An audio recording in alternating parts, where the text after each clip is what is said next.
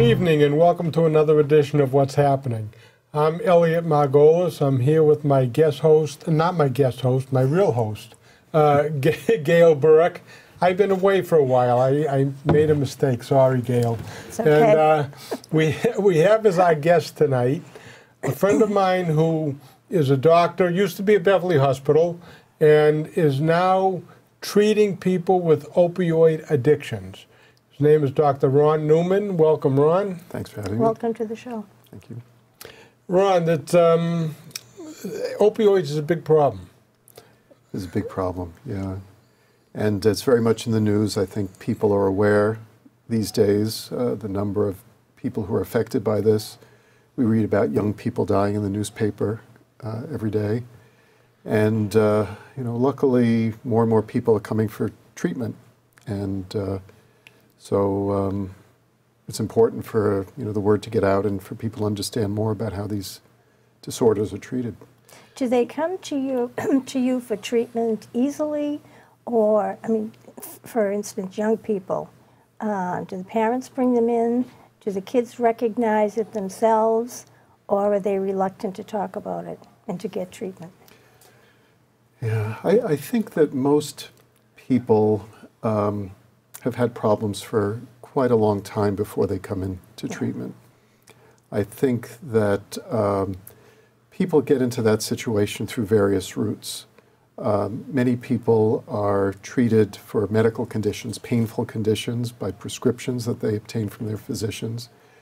And if they're on the medications for a long period of time, when their pain goes away, they find that they can't stop it even though the pain is gone.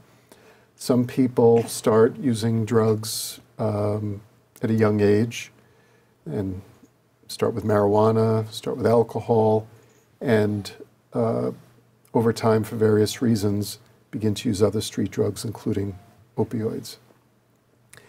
And so there are many different routes, getting there. But usually I see people who've been taking drugs for a long period of time, and their lives have been impacted very severely by the time I get to see them.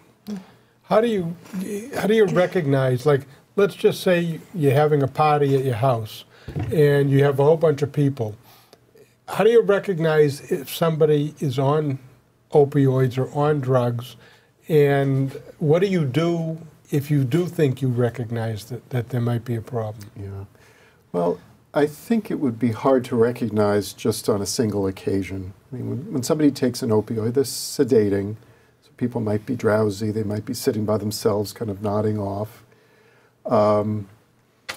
If you look at somebody, opioids cause the pupils to become very small. So if you see somebody whose pupils are what we call pinpoint, very, very small, drowsiness in the pupils, I'm not sure there would be much else.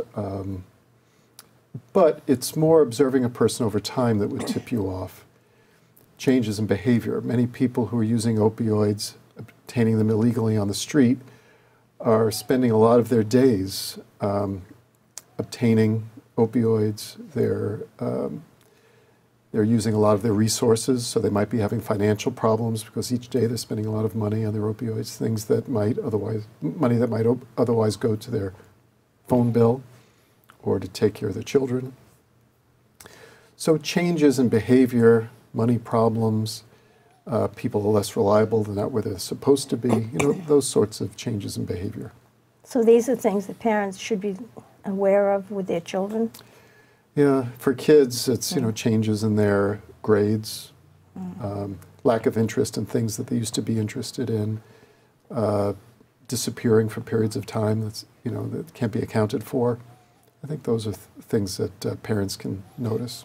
Okay, once they notice it, how do they approach the person and say, come with me, I think you need some help? I don't deal with children, so I think, I don't have direct experience with that. But all right, so let's assume, with all due respect, I see Gail might have a problem. How do I, do I just go to Gail and say, Gail, it seems to me that you've got a problem, come with me and let's see if we can get it taken care of? Mm-hmm. Yeah, I think sitting down and speaking to the person and getting a sense of what's going on with them, and hopefully they'll admit, and acknowledge to themselves and to others the problems that they're having. And once they express an interest in getting help, because let's face it, if people don't want help, they're going to be much less successful in getting the help that they need. But if they want help, I think starting with the primary care physician, if they have a regular doctor, is the best way to start.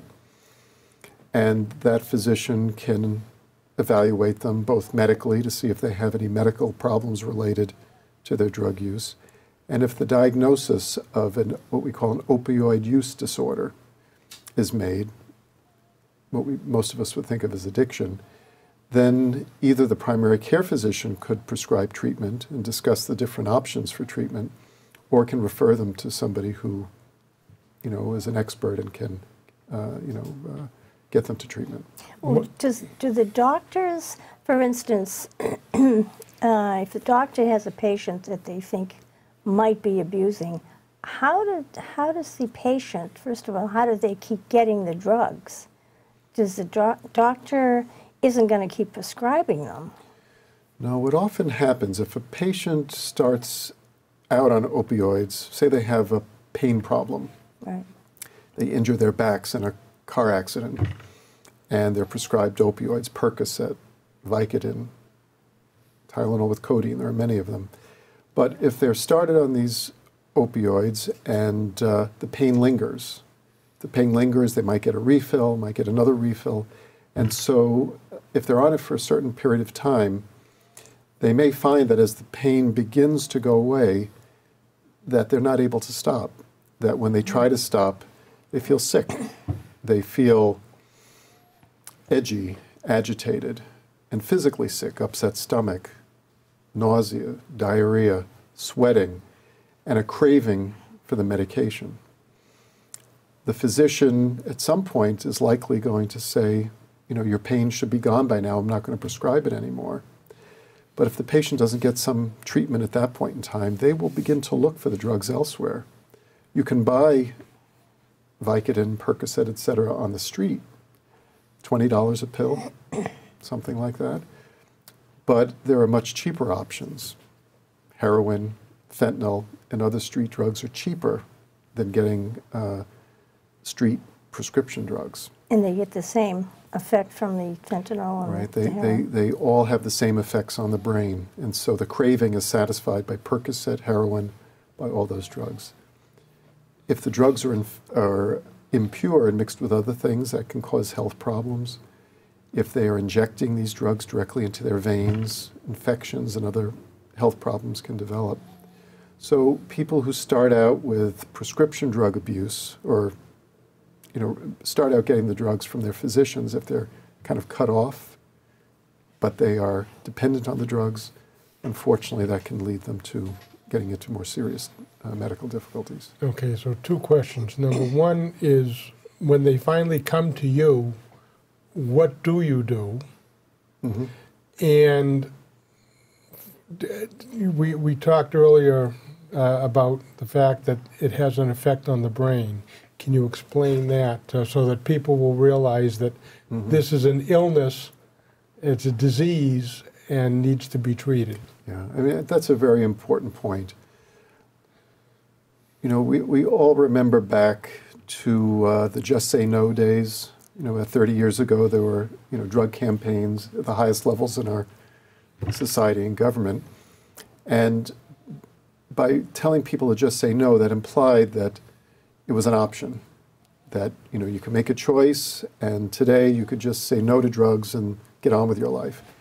But research has shown that drug addiction is a disease, that there are changes in the brain that occur if you've taken opiates for a certain amount of time. Some people are probably more predisposed to that. I'm not sure if it's genetic or what, but as I mentioned before, people can't just stop because the brain has developed changes, and the brain requires those drugs. Once that has happened, the cravings, the other the other feelings, the discomforts that come when you stop, are not going to just go away. And so it needs to be treated. One can go through a detox. You know, we've heard of detoxification.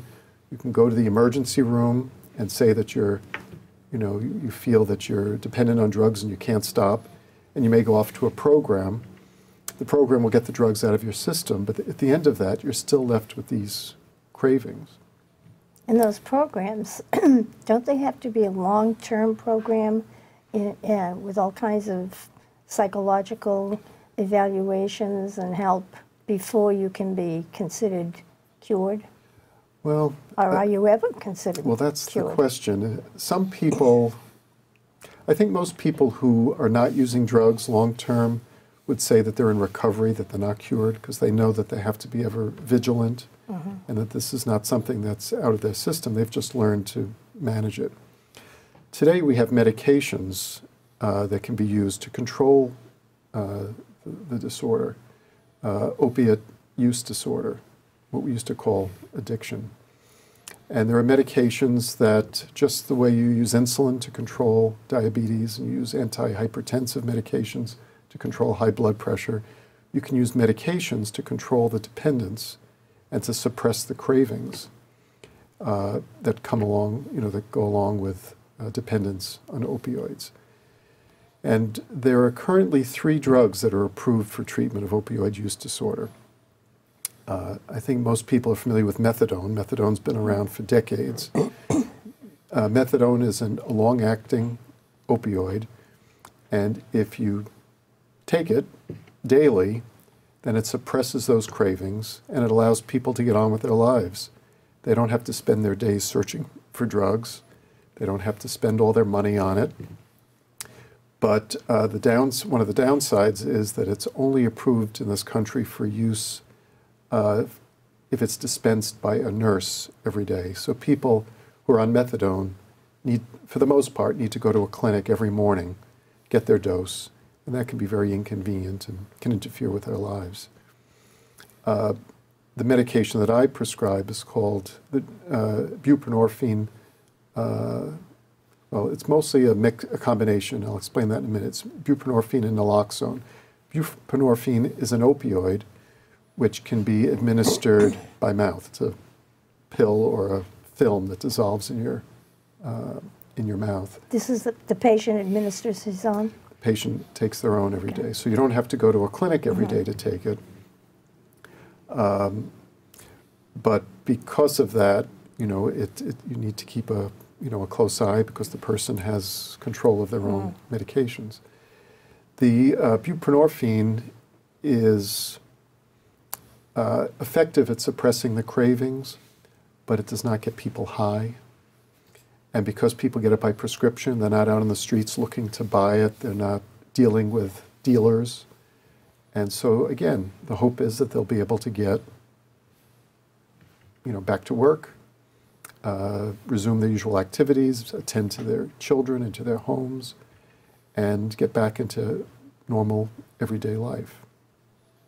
The third treatment, which is relatively new, is called naltrexone.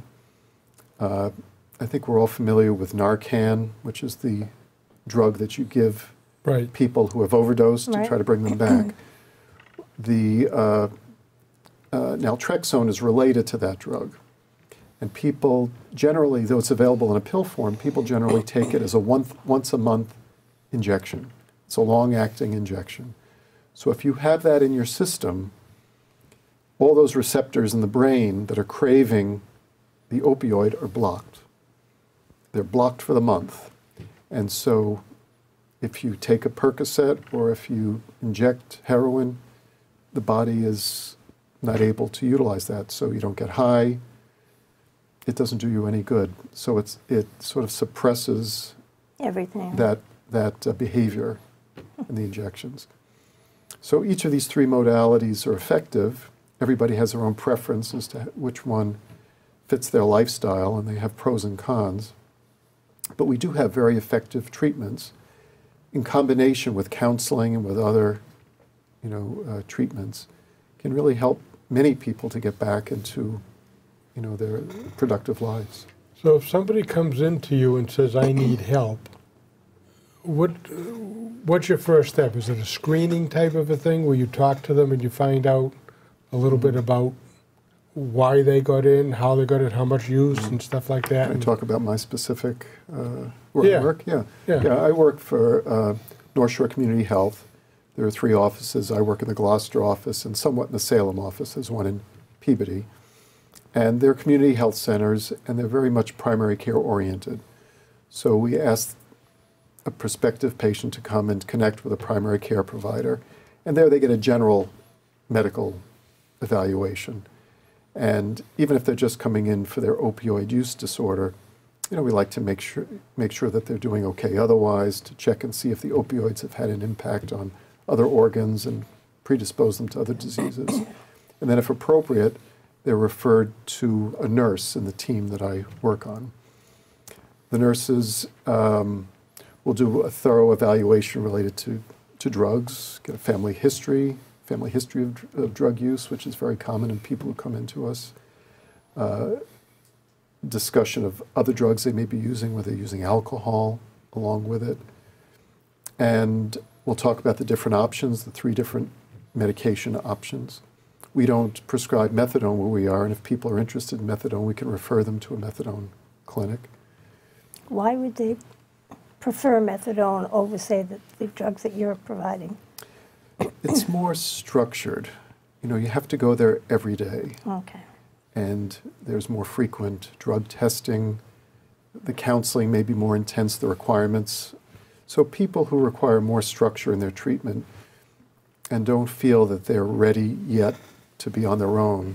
I see patients frequently. To start with, I see them every week when they take the Suboxone, but I'm not seeing them every day and kind of watching them every day. So it's a more intensive, more supportive treatment, but again, it interferes with people's lives a little bit more. If people are interested in Suboxone, which is, again, the brand name for the drug that I prescribe, the nurses will refer them to me. And after doing some lab testing and drug testing, I'll sit down and counsel them and talk about, how to get started. And then we see people regularly, initially every week, discuss whether the dosage that I started them on is adequate. If not, we make an adjustment. We monitor the drug testing.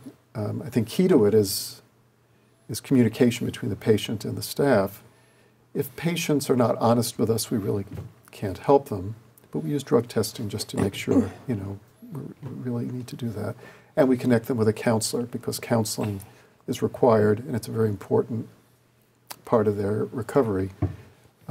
Research has shown that people are much more likely to be successful in staying in recovery if they're in counseling on a regular basis. So we support them in that. Is there any kind of group counseling that they go to as well?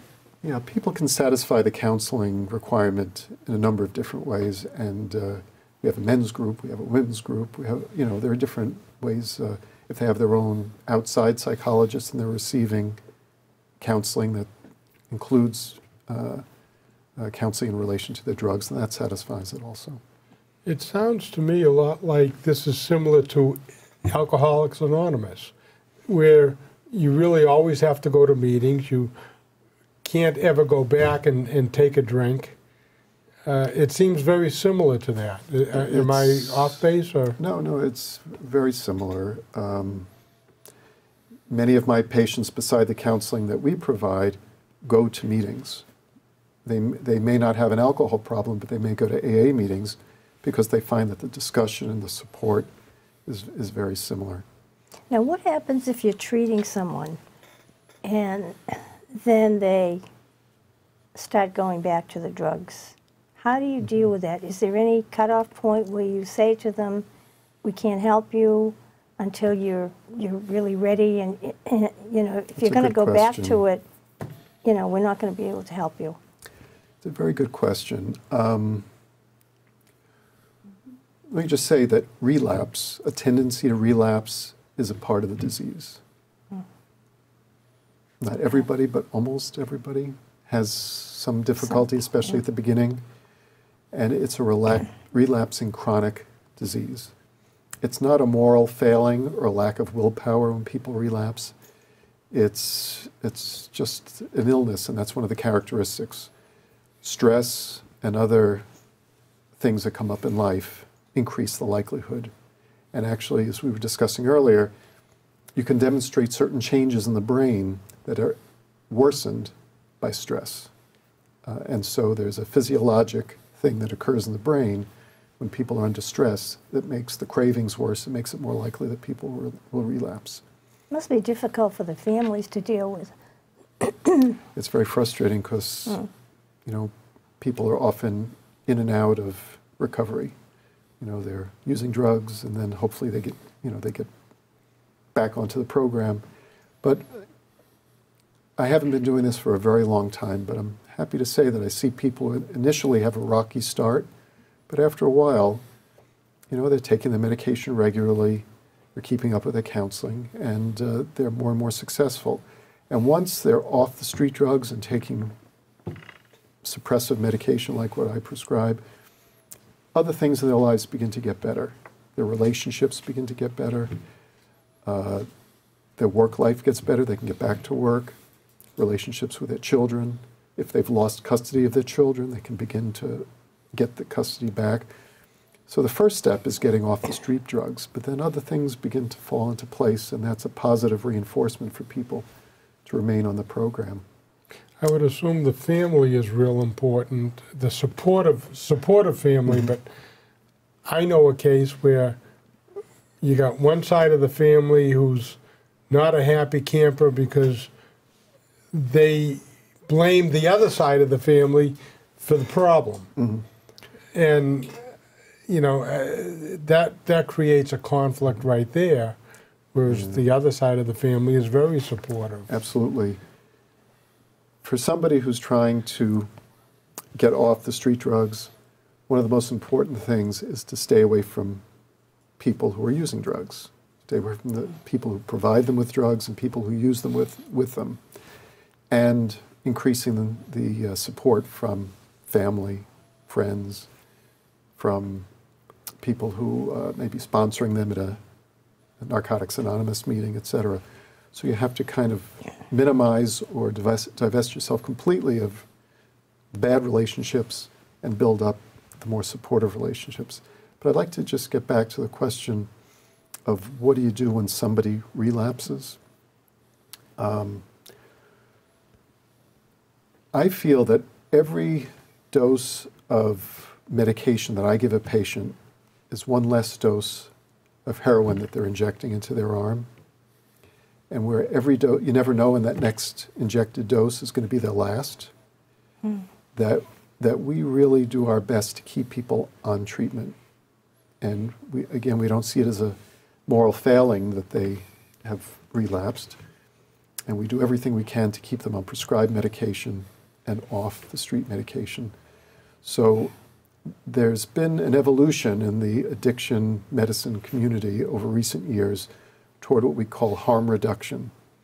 That even if the patient is not doing perfectly well, you know, you hang in there, you work with them, and we try to minimize the bad stuff that's going into their system and optimizing, you know, the stuff which is healthier. Right, now, do you, when a patient comes in to see you, do you ask them to bring the family in as well to talk to them for the type of support you want them to give them? I would say that most patients don't bring their family in, though I do have some patients who do. Sometimes patients aren't as forthcoming. You know, they're not as honest. They're not as likely to tell you what they're really doing. It depends on whether they request to bring a family member in because it's helpful. I have some patients who have a little bit of cognitive impairment, even related to their previous overdoses and other things. And so they just want to have their family there, so it's another set of ears and eyes, you know, to kind of remember what happened during our visit. But if it's a family member who says, I'm coming in to make sure that they tell you everything, that's not as helpful. Work. Yeah. Not as helpful. That makes sense. Yeah. Now, we've seen, we talked earlier about the obituaries in the local newspaper, and it seems like every week there's one, two, especially the young people. And that's very sad. How do you get through to them? That, or is there any kind of, I'm sure in the schools they have programs, but these kids, for instance, if they play sports and they become injured, how does a family check or interfere if they think that the child or the young adult is getting too many drugs? Or, I mean, how do they, can they talk to the doctor? Are the doctors willing to look at it objectively and say, yeah, maybe you're right? Or does the student have any kind of rights where the parents aren't allowed to do that? Well, I think physicians have gotten the message now. I hope so. That, you know, that there's a greater risk than we once thought of prescribing these drugs beyond a very short period of time after an injury. You know, to be fair to physicians, years ago we were being told by, from many directions, that we weren't treating pain adequately. Right. And so we kind of prescribed more and more, and the painkillers became stronger and stronger and more habit-forming. Right. And so this is something that physicians feel that they were responsible for, but also being prodded They have to toward. walk a line, yes. Yeah, and now I think society has moved into supporting us in the other direction. And people are, patients I think are now more likely to say, no, I don't want the Percocet. Right. You know, I'll put up with pain for a couple of days. Ron, we're almost at the end of our half hour. Is there anything you'd like to say to the public that could possibly help them if they have family members that might be in the kind of situation that you'd be able to help with? How do they get in touch with you? Where would they look for help? Yeah. I think one of the most important things for the public to be aware of is, well, of course, how prevalent this problem is, but also that this is a disease, and there's a stigma attached to this disease, which is not beneficial and has made it difficult for families and individuals to acknowledge that there's a problem. Once they acknowledge there's a problem, primary care physicians are available to get them into the system and get them help. You know, again, I work at North Shore Community Health in Gloucester and Salem and Peabody, and you know, people could use my name or they could look for me specifically, but we have multiple providers at those facilities, and there are other facilities around as well, and there are even some primary care physicians who prescribe these drugs themselves. So I would urge people to get help and at least to explore help, because there's a very good chance of success if they tackle it and get help. Thank you very much for coming on our show. Yeah, thanks It's been for having very me. informative, and hopefully we've helped some people out there that may be experiencing the kind of problems that Ron has been talking about. So thank you for watching, and we will see you next time.